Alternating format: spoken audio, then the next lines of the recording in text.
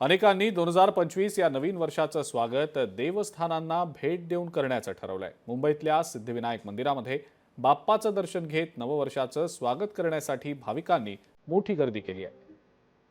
कोल्हापूरचं अंबाबाई मंदिर, पंढरपूरचं विठ्ठल रुक्मिणी मंदिर, शिर्डीच्या साई मंदिरात सुद्धा भाविकांची मांदियाळी पाहायला मिळते। तर तुळजापूरमधल्या आई तुळजाभवानीच्या दर्शनाला सुद्धा भाविक मोठ्या संख्येने जात आहेत। नाशकातल्या त्र्यंबकेश्वर मंदिरात सुद्धा भाविकांची मोठी गर्दी झालेली आहे। शेगावात सुद्धा अनेक जण आता नवीन वर्षाची सुरुवात ही दर्शनानं करण्याच्या हिशोबाने शेगावात आलेले आहेत। धाराशिवमध्ये, उज्जैनमध्ये, वाराणसीमध्ये आणि अजमेरमध्ये सुद्धा नववर्षाचं जे स्वागत आहे ते आपापल्या देवांच्या दर्शनानं केलं जात आहे।